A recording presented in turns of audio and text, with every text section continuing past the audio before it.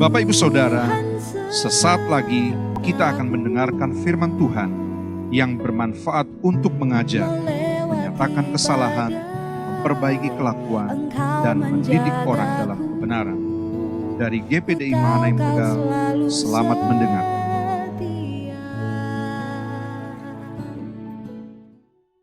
Puji Tuhan, renungan firman Tuhan saat ini saya beri judul Tetaplah Berdoa.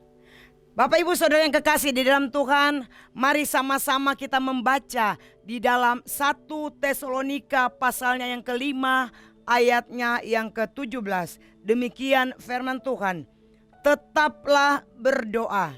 Nah Bapak Ibu Saudara yang kekasih di dalam Tuhan, ayat ini sangat pendek tetapi ayat ini memiliki makna yang begitu luas dan memiliki pengertian yang begitu luas. Kita sangat mudah untuk mengucapkan ayat ini, tetaplah berdoa, tetapi sangat sulit untuk melakukannya. Nah saudaraku yang kekasih di dalam Tuhan kita Yesus Kristus, apa yang sedang kita alami pada masa sekarang ini? Saya percaya di masa seperti ini semua kita sedang berada dalam keadaan yang sulit. Kenapa dalam keadaan yang sulit? Karena pandemi corona yang mendunia yang belum teratasi sampai pada saat ini.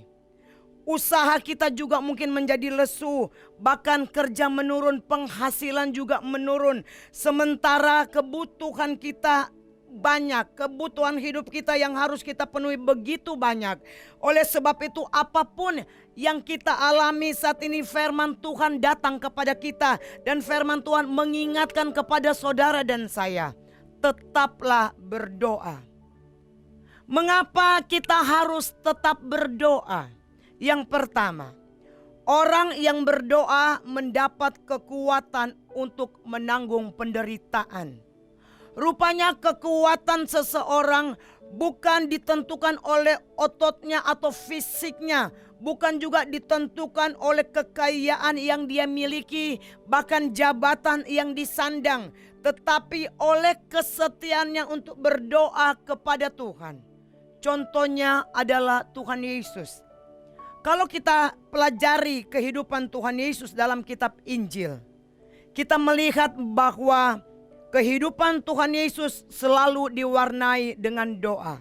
Sebelum melakukan sesuatu Tuhan Yesus, dia berdoa, baik dia berdoa pagi hari, ia juga berdoa waktu malam, ia berdoa di rumah ibadat, juga dia berdoa pada waktu siang.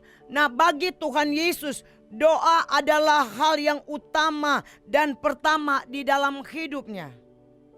Saudaraku, karena kebiasaannya yang selalu berdoa, maka Tuhan Yesus dia mampu menanggung seluruh penderitaannya, bahkan sampai mati di atas kayu salib.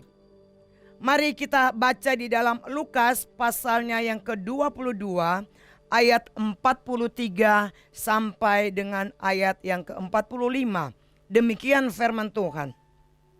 Maka seorang malaikat dari langit menampakkan diri kepadanya untuk memberi kekuatan kepadanya. Ia sangat ketakutan dan makin bersungguh-sungguh berdoa. Peluhnya menjadi seperti titik-titik darah yang bertetesan ke tanah. Lalu ia bangkit dari doanya dan kembali kepada murid-muridnya. Tetapi ia mendapati mereka sedang tidur karena duka cita. Nah saudaraku yang terkasih di dalam Tuhan kita Yesus Kristus, di Taman Getsemani Tuhan Yesus menghadapi tekanan hidup yang sangat berat. Sebab saatnya telah tiba baginya untuk menanggung hukuman dosa manusia. Dia harus menerima cawan murka Allah akibat dosa manusia. Dalam tekanan yang demikian besar, 3 kali Yesus berdoa kepada Bapanya agar dilalukan dari penderitaan tersebut. Di dalam ayat yang ke-44 yang telah kita baca memberikan gambaran tentang keadaan yang dialami Tuhan Yesus saat dia berdoa di Taman Getsemani. ia sangat ketakutan, kata firman Tuhan. Dan ia makin bersungguh-sungguh berdoa. Peluhnya menjadi seperti titik-titik darah yang bertetesan ke tanah. Inilah kondisi yang dialami oleh Tuhan Yesus di Taman Getsemani. Dalam keadaan yang penuh dengan ketakutan, peluhnya atau keringatnya menjadi seperti titik-titik darah. Nah, Bapak Ibu Saudara yang kekasih di dalam Tuhan, akibat doa yang dinaikkan kepada Bapaknya, seorang malaikat diutus Bapa untuk memberikan kekuatan kepadanya. Secara manusia, rasanya berat apa yang ditanggung oleh Tuhan Yesus. Namun oleh doa-doa yang dipanjatkan kepada Bapaknya, memberikan kekuatan dan memberikan keberanian untuk menghadapi kayu salib. Dengan berani Tuhan Yesus menghadap kayu salib. Tidak ada lagi ketakutan, yang ada adalah keberanian. Yang ada adalah keberanian, tidak ada keraguan, yang ada adalah keyakinan daripada Tuhan Yesus Kristus. Kenapa? Karena dia berdoa kepada Bapaknya yang ada di sorga. Nah, Bapak Ibu Saudaraku yang kekasih, mungkin di antara kita saat ini sedang mengalami penderitaan yang begitu berat. Ada masalah yang sedang kita hadapi. Berdoalah, maka Tuhan akan memberikan kekuatan kepada Bapak Ibu dan saya untuk dapat menanggung setiap persoalan yang kita hadapi. Rasul Paulus bersaksi kepada jemaat yang ada di Filipi. Segala perkara dapat kutanggung di dalam Dia yang memberi kekuatan kepadaku. Nanti saudara bisa baca di dalam Filipi pasalnya yang keempat, ayatnya yang ke-13. Nah, di tengah terpaan penderitaan yang begitu banyak, apakah rahasianya sehingga Rasul Paulus dia bisa menanggung semuanya itu? Jawabannya adalah doa. Ya, doa-doa yang ia selalu naikkan kepada Tuhan telah memberikan kekuatan kepada Rasul Paulus, memberikan dia kemampuan untuk dapat menanggung semua penderitaannya. Bahkan kalau kita melihat Nabi Yesaya, dia berkata bahwa orang-orang yang menanti-nantikan Tuhan akan mendapat kekuatan yang baru. Itu saudara bisa lihat nanti di dalam Yesaya pasal yang ke-40 ayat 29 sampai dengan 31. Nah, di sini menanti-nantikan Tuhan bukan berarti berdiam diri. Bukan juga berarti kita santai-santai saja. Menanti-nantikan Tuhan berarti kita harus terus berdoa kepada Tuhan. Dan orang yang terus berdoa kepada Tuhan, dia akan mendapatkan kekuatan yang baru. Teruslah berdoa sampai doa-doa saudara dijawab oleh Tuhan. Jadi saudaraku yang kekasih, kalau kita membutuhkan kekuatan yang baru, datanglah kepada Tuhan melalui doa-doa kita. Karena mereka yang berdoa kepada Tuhan, mereka akan mendapatkan kekuatan yang baru. Saya percaya di tengah badai yang melanda kehidupan saudara dan saya, di tengah persoalan hidup yang kita hadapi, jangan pernah menyerah. Berdoalah kepada Tuhan, datanglah kepada Tuhan, berserulah kepada Tuhan. Percayalah bahwa kalau kita berdoa kepada Tuhan, kita akan memperoleh jawaban yang daripada Tuhan. Yang kedua, kita akan melihat bahwa mengapa kita harus tetap berdoa. Yang kedua, berdoa menarik kuasa Allah. Amin. Nah, kita semua tahu ya bahwa kuasa Tuhan itu tidak pernah terbatas.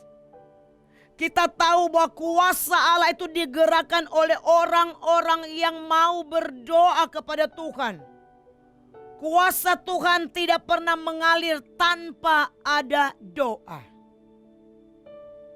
Di mana ada orang yang berdoa, di sanalah ada kuasa Tuhan yang bekerja. Contoh yang terkenal di dalam Alkitab yaitu Nabi Elia. Kita lihat di dalam Yakobus 5 ayatnya yang ke-17. Mari kita baca bersama-sama. Elia adalah manusia biasa sama seperti kita. Dan ia telah bersungguh-sungguh berdoa supaya hujan jangan turun. Dan hujan pun tidak turun di bumi selama 3 tahun dan 6 bulan. Nah saudaraku yang terkasih, tahukah saudara apa yang terjadi ketika Elia dia berdoa kepada Tuhan? Doa Elia telah mempengaruhi alam semesta sehingga hujan tidak turun selama 3,5 tahun. Dan hujan pun kembali turun saat Elia berdoa lagi. Jadi saudaraku, Elia dia menarik kuasa Allah sehingga perkara-perkara yang ajaib terjadi. Melalui doa, segala sesuatu yang tidak mungkin menjadi mungkin. Nah saudaraku yang terkasih, apa yang menjadi kerinduan saudara saat-saat ini? Mungkin saudara membutuhkan mujizat Tuhan dalam pekerjaan saudara. Saudara membutuhkan mujizat Tuhan dalam rumah tangga saudara. Saudara juga membutuhkan jawaban Tuhan lewat doa yang saudara naikkan kepada Tuhan. Lewat pekerjaan saudara. Biarlah melalui renungan firman Tuhan pada saat ini mengingatkan kepada saudara dan saya supaya kita tetap berdoa. Jangan pernah berhenti untuk berdoa. Karena saya percaya kalau kita berdoa dan berseru kepada Tuhan, kita akan memperoleh jawaban yang luar biasa daripada Tuhan. Biarlah renungan firman Tuhan pada hari ini boleh memberikan kita kekuatan yang baru di dalam Tuhan. Kita lebih punya pengharapan di dalam Tuhan. Jadi Bapak Ibu Saudaraku yang kekasih, teruslah berdoa kepada Tuhan sampai kita menerima jawaban daripada Tuhan. Bapak Ibu Saudara, mari kita akhiri renungan kita dengan doa. Kita tundukkan kepala, kita berdoa. Terima kasih Bapa yang baik, terima kasih Tuhan Yesus. Kami percaya firman-Mu yang sudah mengingatkan kepada kami untuk terus berharap kepada Tuhan, untuk terus kami berdoa kepada Tuhan. Karena kami percaya Tuhan tidak ada yang dapat kami andalkan di dalam dunia ini. Selain kami datang kepada Tuhan, kami berseru kepada Tuhan lewat doa-doa kami. Kami boleh tersungkur di bawah kaki-Mu Tuhan. Dan kami tahu doa orang benar bila dengan yakin sangat besar kuasanya. Itu sebabnya saat ini Tuhan kami hanya berseru memanggil nama Tuhan. Kami berdoa bagi saudara-saudara kami dimanapun mereka berada. Mereka yang sedang membutuhkan uluran tangan Tuhan, biar tangan Tuhan terulur bagi mereka semua.